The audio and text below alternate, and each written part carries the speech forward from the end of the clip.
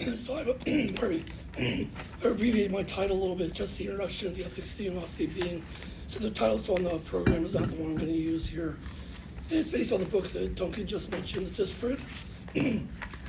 So it's very short as well. I'll speak just for 20 minutes. So, so the book I'm trying to write attempts to extract the kind of ethics from the three theoretical works Deleuze published at the end of the 1960s.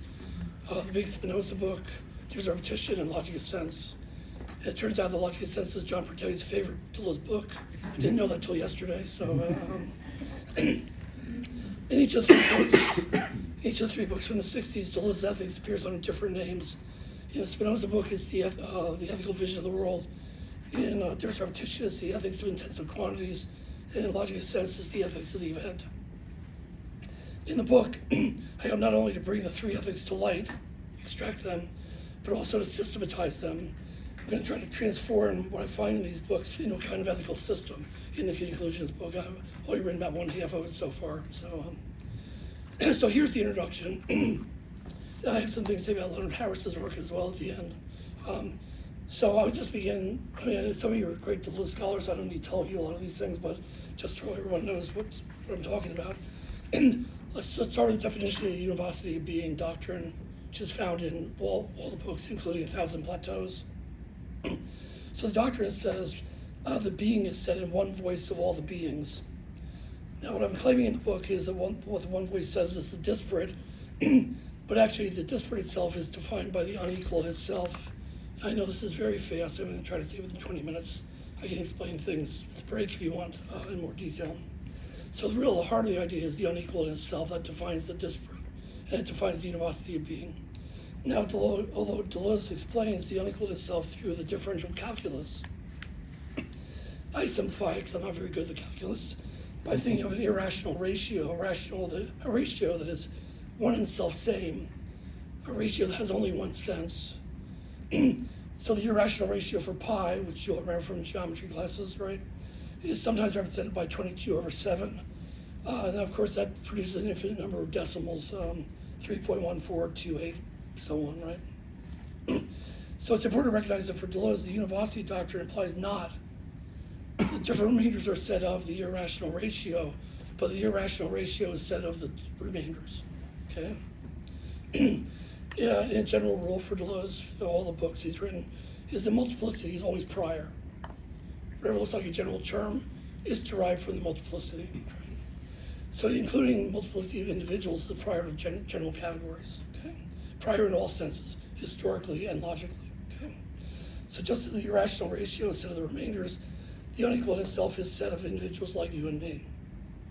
Because the unequal in itself is productive, it is defined by power. So what the one voice of being actually says is power. Okay? All individuals are power, but each individual has a different degree of power. So based on the theory of the Univocity of Being, you hear that theory, Deleuze's practical philosophy, that is his ethics, is of course an ethics of power. Many of you said this yesterday. You didn't say ethics of power, but talked a lot about power yesterday, right? The aim of the ethics of the Univocity of Being is the liberation of one's power. To this liberation, we are able to go as far as we can with our power. So here's an imperative for you: go all the way with your power. Okay? So, however, the liberation of my power occurs only, and this might seem a little controversial, I don't know, occurs only in a bad encounter. In Theories of Repetition, Deleuze doesn't put the qualifier in front of the word encounter, but I'm just taking it out of the big Spinoza book where he talks about bad and good encounters. So a bad encounter that destroys all existing forms to which I am subject to hierarchies. Therefore, my power to become is liberated only in the experience that overwhelms my sensibility. This experience is one of a chaotic intensity that, as Deleuze would say, directly touches my soul. Right? And it's the experience of the ungrounding. Through this experience, we see now that Deleuze's ethics of power is grounded on the experience of powerlessness. That's a very important point. Again, you know, every Deleuze person will talk about power all the time, but I'm stressing it actually starts from powerlessness. Okay.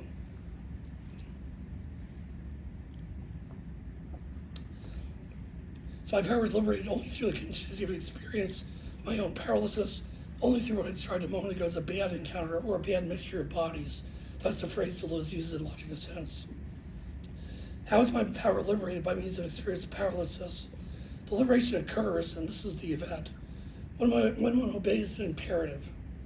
And probably some of you know me kind of well. I'm actually a Kantian at heart, so I love imperatives. So I know it sounds even bizarre to say that I love imperatives. But I do. Anyways, so here's the imperative. The Univocity ethics commands that one affirm the lowest. Affirm the lowest. So this imperative, affirm the lowest, right, means that when one experiences one's powerlessness, one must affirm that experience. This powerless seems to imply no power or zero power, right? Powerlessness, the suffix, right? However, Deleuze stresses that one's powerlessness is not something negative. It is not nothing. Several times in different repetition, Deleuze says that everything depends on how we interpret the zeros, as in the differential calculus, right? But Deleuze interprets the zeros as the lowest degree of power. The lowest degree of power is still power, the affirmation that allows one to experience powerlessness as power, and then we see that only the affirmation of the lowest degree of my power allows the liberation of my power. The ethics of the University of Being, obviously, is an ethics of affirmation, and a lot of you talked about affirmation yesterday. However, affirmation in the face of one's own powerlessness does not occur automatically. One has a choice when one experiences one's powerlessness. One can decide either to negate or affirm the experience. To negate the experience, of course, as we know from Nietzsche, results in us feeling resentment. Resentment then restricts one's power to the sole aim of seeking revenge, or at least of seeking to blame something or someone for one's pain and suffering. In resentment, one is always turned towards the past.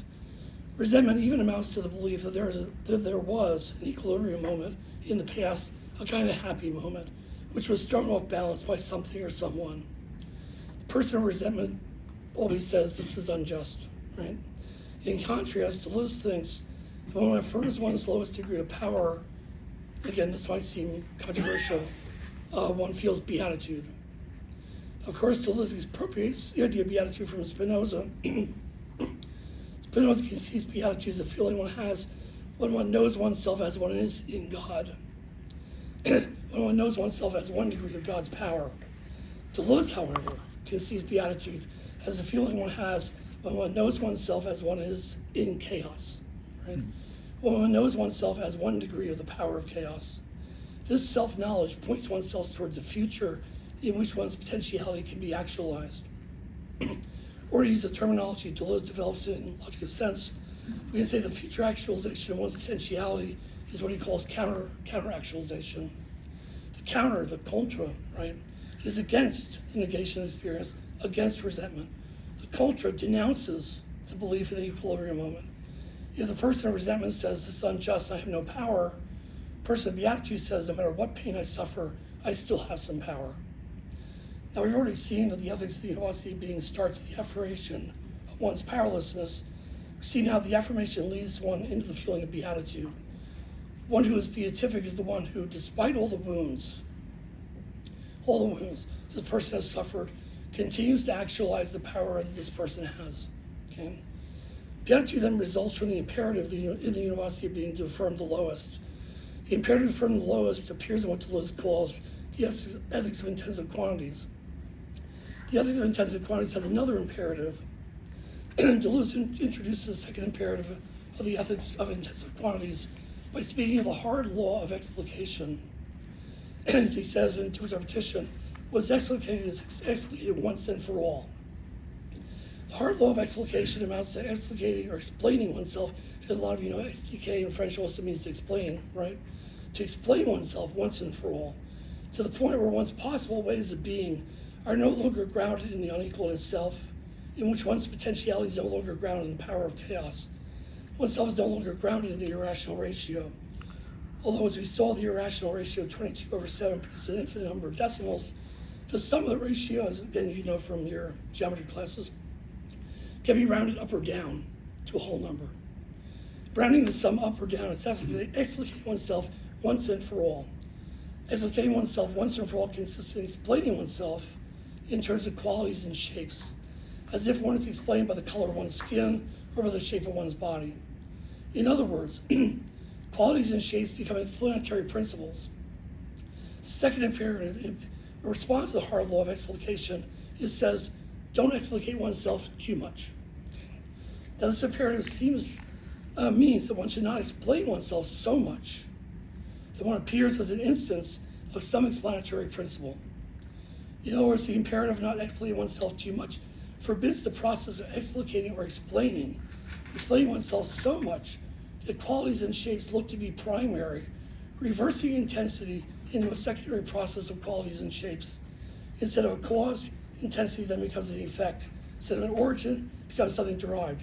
Instead of potentiality, intensity becomes actuality.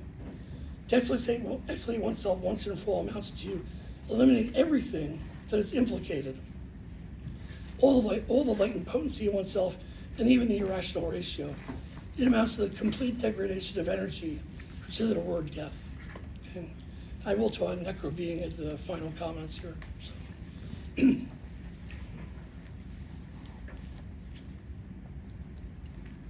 So I'm halfway through, okay? It's not too abstract, I hope, so far. You can see I'm getting down to more practical concerns here. So the second imperative includes an adverb, and you heard this already, not too much, right? Deleuze frequently uses adverbs like these, ne pas assez and trop. These adverbial imperatives provide us with no strict moral laws.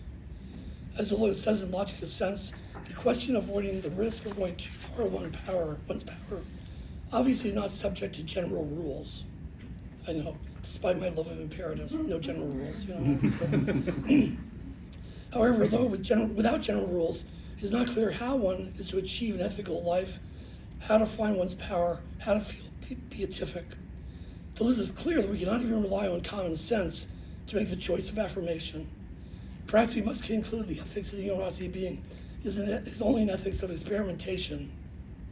Experiment to find out how far is too far. Or we have to say the ethics of the University of Being is an ethics of apprenticeship. Only through the experiments does one learn how not to go too far, right? Even if we experiment with our body to try to do what it cannot do, if we experiment on our own flesh, we must not go so far as to commit suicide. Only by not going too far with the experiment is it possible to wake up tomorrow alive and ready to do what one can. That's the first little part of the paper, just on the Univocity of Being ethics. Okay. And now, in the book, I'm planning on presenting 3 surprising implications of this ethics, okay, which I just presented in a thumbnail here, sketch. So I said at the beginning, I hope to compose a kind of ethical system out of the ethics I'm trying to extract from the 3 theoretical works Deleuze published at the end of the 60s. The systematization of the University ethics will, I think, expose 3 surprising implications.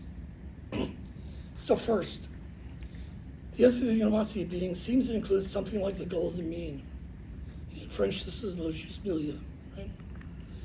And the golden mean actually comes from Ovid, one of his odes, actually. This word starts in the Western tradition. And of course, it comes from Aristotle originally. But that phrase, golden mean, comes from Ovid. Right? Now, I know this claim seems un-Deleuzian, golden mean, right? Deleuze being the great philosopher of excess, right? That's why we all fall in love with him so much, right? However, I think something like the golden mean comes into view if we pay attention to Deleuze's use of the adverbs I just mentioned, and ne pas assez, trop beaucoup, and the noun un peu, right? A little bit, right? A little bit. However, the Deleuze golden mean is not the moment grec of moderation that Deleuze criticized in the first chapter of Different Repetition.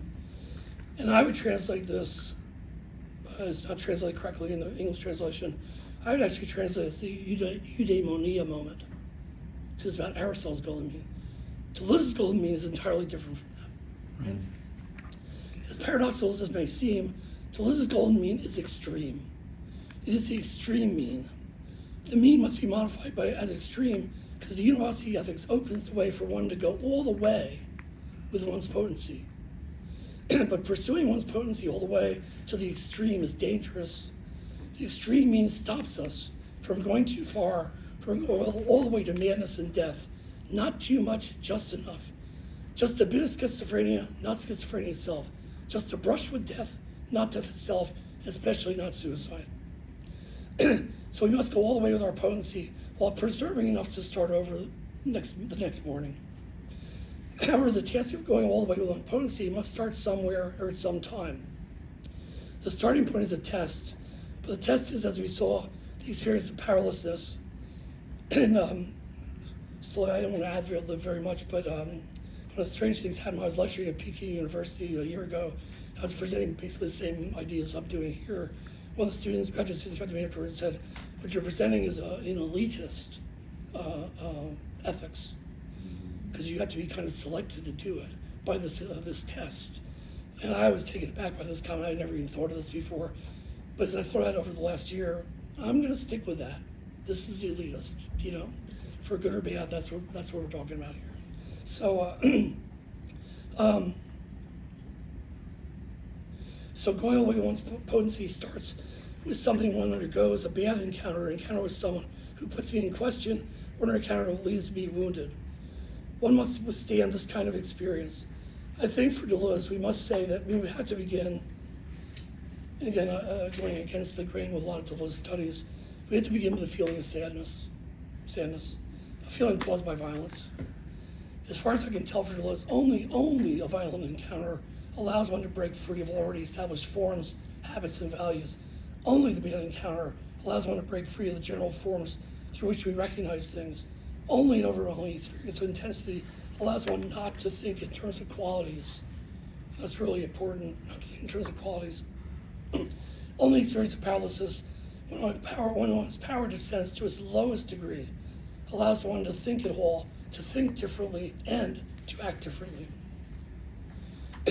So not only does the ethics of the Univocity of Being imply one, something like the golden mean, and not only does it imply powerlessness and suffering, but the ethics also implies, I think, this is number 3, something like peace. Right? Now again, this claim seems un-Deleuzian. Deleuze and Guattari, of course, being the great figures of the war machine. How could it find peace in Deleuze? That seems really crazy. My reason for making this claim is based on what Deleuze, in logical sense, calls the universal communication of events. This is in series 25. In series 25, Deleuze describes the process of achieving the universal communication of events. The complicated process, and again, I don't know if you've read series 25, it's almost impenetrable, It's a very complicated process described there, right? But it is simply, I must see the event in me as an individual, and I must see other individuals as events. Just one sentence definition of the process, right? But more simply, we can say the process involves me seeing myself differently. It also involves me seeing others differently. Differently here means not seeing individuals as completely actualized, but as always implying potency. Then when all events are conceived as individuals, and all individuals are conceived as events, when we see everyone as becoming, we see that all individual conflicts are resolvable, that all individuals have something in common and are therefore compatible. I think this universal compatibility implies something like peace. But I also think that we can or must extend this idea of the universal communication of events. I think the universal communication of events requires that we not only see others differently, but also we treat others differently. We must treat others as potencies, which means loving what is still to come in others. Again, this is one of the, maybe again, a kind of strange thing. Deleuze hardly ever talks about friendship, hardly ever talks about philia. You gotta go to Derrida to talk about philia, not nuance in Derrida and Deleuze. But you do find several discussions of love in Deleuze, and not so many in Derrida actually, but so again, I'm just using these little discussions he has, say we have to love what is still to come in others. If we treat others in this way, then I think we reach something like a beatific existence. Okay, I'm almost done here. So I want to talk about Leonard's work a little bit, and just find some intersections, and you probably already can see them. As you all know, his work very well. I only read his book way too quickly and too cursively as well. But I think, based on what I could read, I think 3 aspects of the Univocity ethics intersects with the ideas he presents in A Philosophy Born of Struggle. First, if we look at different repetitions, third chapter on the image of thought, I think we see that for Deleuze, philosophy itself is born only out of a violent encounter. I described the violent encounter a little bit earlier. The violent encounter implies that Deleuze, like Harris, thinks that philosophy is born only in struggle. Second, I think the Univocity ethics intersects with Harris's negation of necro-being, defined as what makes living and death. It intersects with the opposition to necro-being because the Univocity ethics is an ethics of power and therefore of life. Third, I think the Univocity ethics intersects with Harris's view of the self as a non-unified or discordant self. This is early in the book, actually. Of course, in these theoretical writings, Deleuze speaks of the dissolved self all the time. However, when Harris says that the self is always already encoded in the other, one might think this comment is anti-Deleuzian. However, I think it is not. While Deleuze scholars tend to think that Deleuze desires a world without others, very popular phrase in his early writings, right? I think this view is short-sighted. There is evidence to the contrary. One need only think of Deleuze's concept of multiplicity, which includes alterity or heterogeneity within it. Then in different repetition, there is a short discussion of the other at the end of chapter 5, where Deleuze says that others are not to be explicated too much. Right? And finally, in logic of sense, there is a discussion of the ultimate meaning of counter-effectuation or counter-actualization, which implies, as I described earlier, the universal communication of events and therefore peace. So I found these 3 points of intersection between Harris and Deleuze: struggle, the self, and others. I'm sure there are more. And I want to add one more thing about Harris's work. It's a more personal comment. I cannot but admire Harris when he writes. It's on page 199, okay? And when he writes, "Let me begin here in order to condemn misery." And this is what I love, it's all imperatives.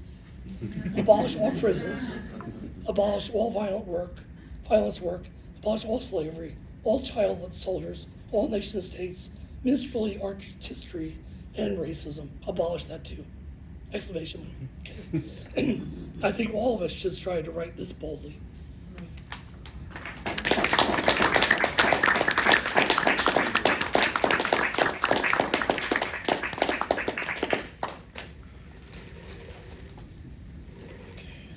No matter, so who will go first?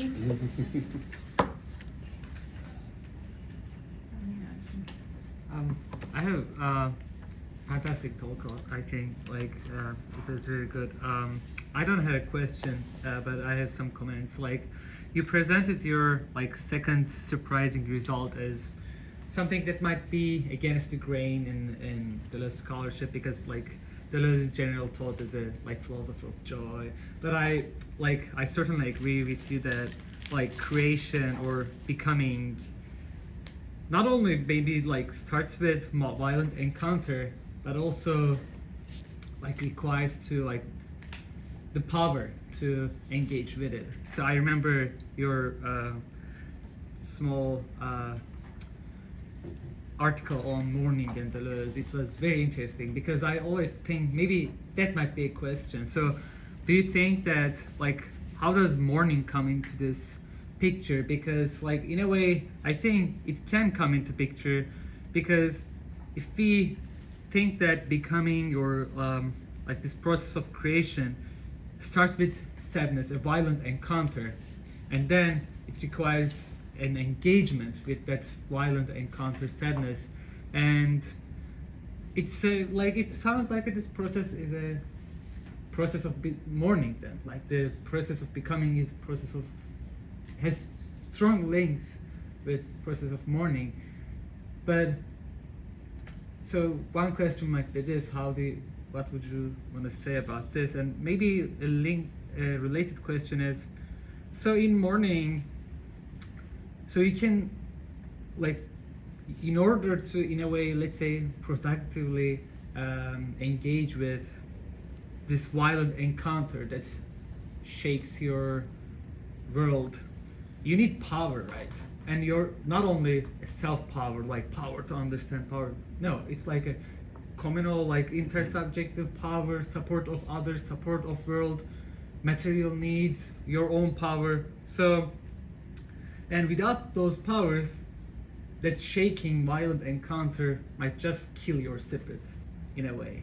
And that might be my, that's my second question then. What, do you think that we should add the, I don't know, requirement of intersubjective, environmental and personal power as prerequisite of, prerequisite of becoming, or how do you, I don't know, just questions and commentating. No, thank you. Well, I'm taking ethics in a very narrow sense, a very traditional sense of individual action. Obviously, when I'm introducing this relationship to the others or others, there's a little going in the direction of collectivity, but again, if you remember Kant at all, second formula categorical imperatives treat others never merely as a means to an end, but an end in itself. So I introduced the word treat in my little couple sentences about that. But again, others can speak to this maybe better than me. You have to go to I had 1,000 plateaus to really get collectivity and some sort of political agenda. You don't find it in the theoretical works, which tend to be more, I think, around individuals, individuality, in a loose sense, not in the very technical sense that we use, especially in the United States. So again, I'm not so much. I would like to elaborate what I'm saying in terms of the direction you're suggesting in terms of environmental concerns and collective political power and things like that. But that's beyond the scope of the project I'm working on right now. And you were talking about mourning as in MOURN, like dead people. Grief, like grieving. Yeah, grief, yes. Yeah, that's interesting. I don't remember the article I wrote, so I've been writing articles since, well, way too long. But it's interesting. Again, you'd have to go look at, the writings on time in these early books. Now the Spinoza book is not very much on time there. The final chapter has some things on time, but the other two books have extensive descriptions of time. And Deleuze is somewhat Heideggerian, is a deprioritization of the present in terms of the past and the future, just you find it being in time. So when he writes about the past, it would be a way of gaining access to something like mourning, but I understand the emotional feeling of grief. That's a sad emotion, not a joyful one. So it would have to be relevant to what I was saying here. But I really hadn't thought of that. That's an interesting association that I'll need to think more about. So, Lee, yeah. Thank you so much. Great talk. I'm interested to hear more about the presupposition of peace, and maybe if it's connected with eudaimonia. And the word that I was waiting to hear and wondering if it plays with this is the idea of harmony. Is that also sort of like these implicit sort of beliefs that you think lie behind some of Deleuze's thought, his ethics particularly? Everyone's free to answer this question with Dan sitting here and John and Brent over there. So it's great Deleuze scholars. Well, it's really complicated. This is not a good answer to your question. Series 25 actually says all lacks of compatibility, conflicts in everyday language happen at the level of bodies and individual interactions. So when you treat others as events, that means potentiality, a very simple definition of it. That's what Deleuze thinks you can see all the compatibilities between all the individuals as events. But individuals as individuals, there's going to be conflicts there. Again, that's what you were alluding to, I'm sure, with the idea of political action or environmental concerns. But it's not a very satisfying kind of peace. It's sort of like just a vision of it. And yeah, of course, you're right. It would have to involve something like harmony.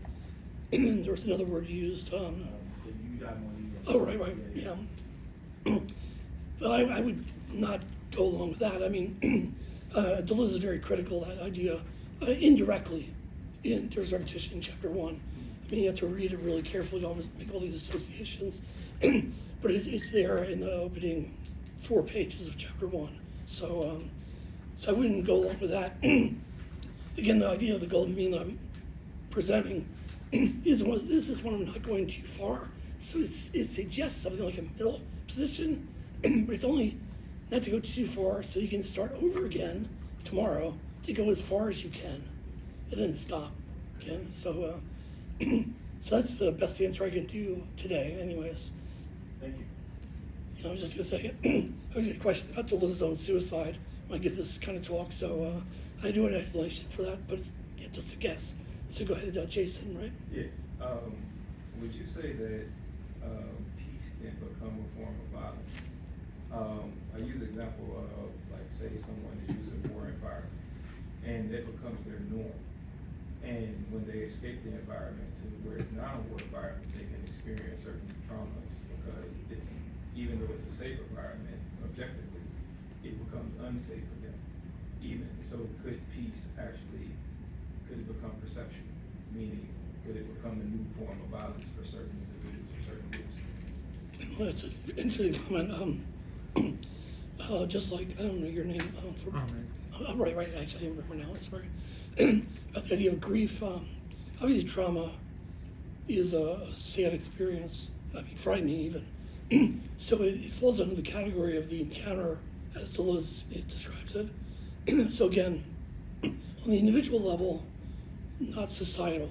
It'd be that you have to affirm the trauma and then try to see some sort of power in it in order to go on with doing things. Again, that's very armchair psychology. I'm not trying to discount the horrors of suffering post-traumatic stress disorder.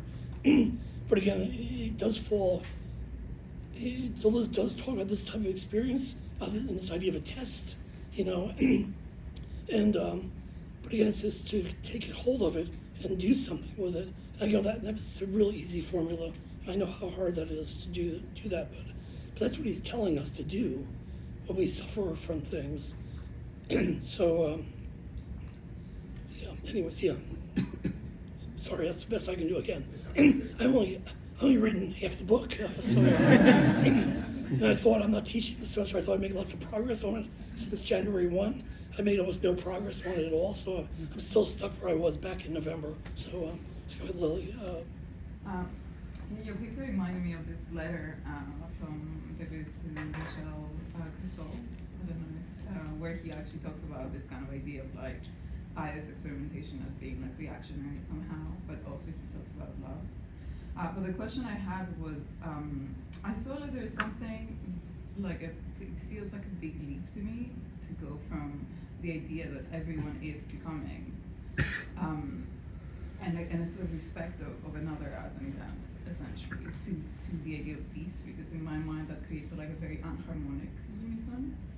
So I'm just wondering how, if you could, talk a little bit more about how you see this kind of like resolution, because it's also, there's always something outside of that, right? Because in I think it's the 21st or 22nd series where he also talks about the recognition of like all violence in an event of violence, but how that is also not open to everyone, right? Because there is the oppressor who benefits from,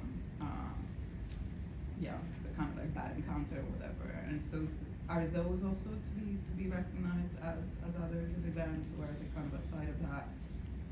Well, I think so, yeah. I mean, the little formula, the technical formula I gave is in the book, to treat to see others as events and see other individuals as events and to see oneself as an event, which gives you the commonality among everyone. But again, I'm sure you know this as well, Deleuze is one of the few philosophers of this generation, French thinkers, that actually uses the word utopia. And maybe this is an answer to Lee's question and Jason's as well. And there is a kind of utopian vision that I would use that word, what he's talking about here. And the other thing is, I said everyone becoming, that's from 1,000 Plateaus in the big Becoming chapter, Devenir tout le monde, right? And I would say when I teach that book, I usually present it to students as a utopian vision. I mean, intuitively you think, or it has to make conflicts, right? How can everyone become?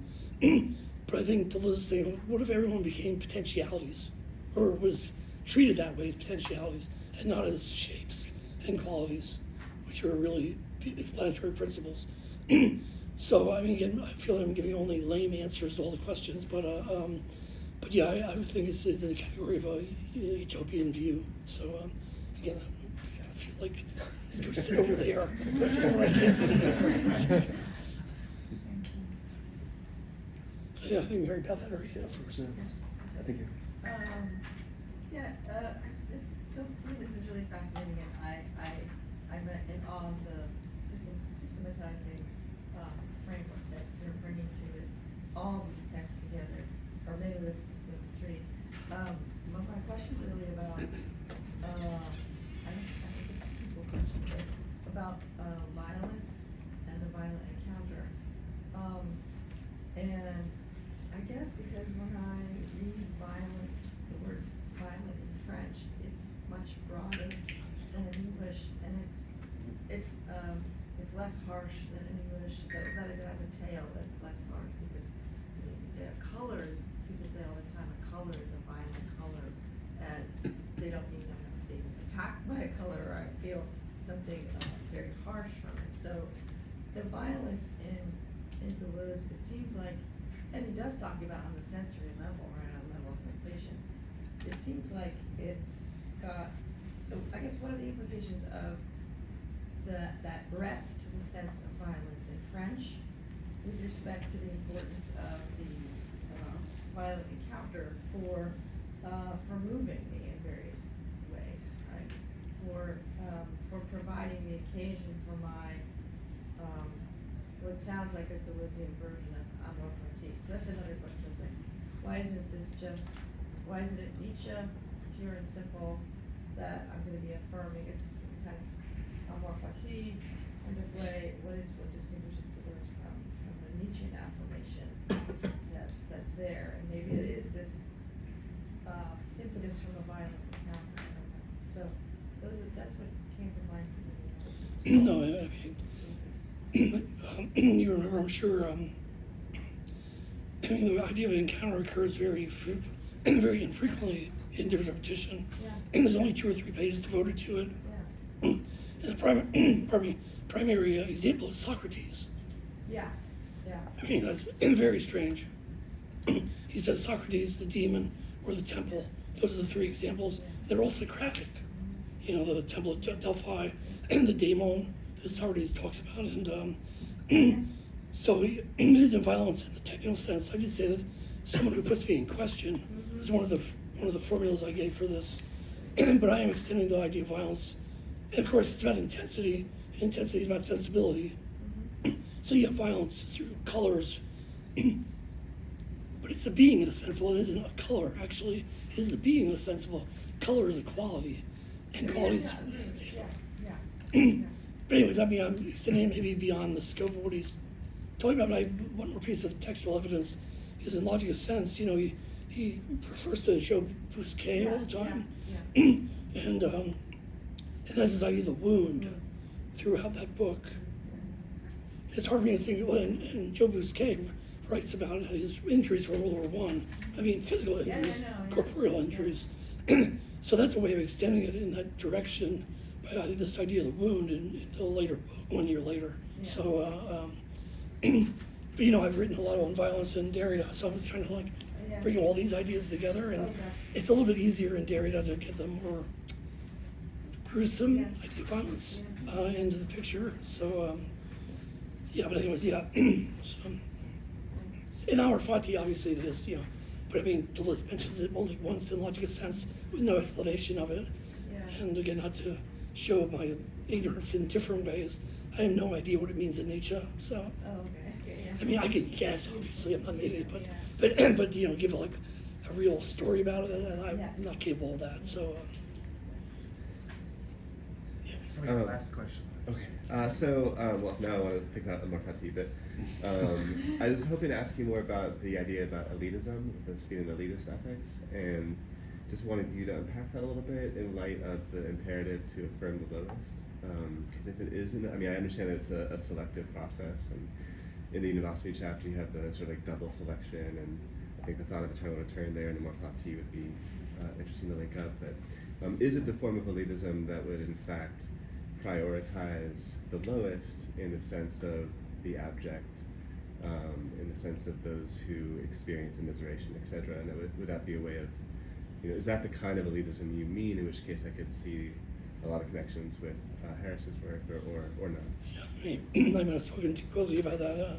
It did really take me aback when the student asked me this, and but I think the idea is that is the selection idea. So someone who has suffered a lot can make the decision. Let's talk to the choice of 1,000 plateaus. If you remember this, choice. I think the word choices is what they talk about. Sorry, but again, someone who does not appropriate the power that remains is not going to be the one who can change things. It's got to be someone who appropriates it, makes use of it, actualizes it in some way. So again, maybe this is I think it's not the right word, but it implies that something has to happen. One has to make a decision to do something, and that's what makes it separates that person from everybody else. That's what I would think. So, and also, I mean, a lot of things I said are almost like Deleuze cliches, like Amor Fati and this idea of apprenticeship.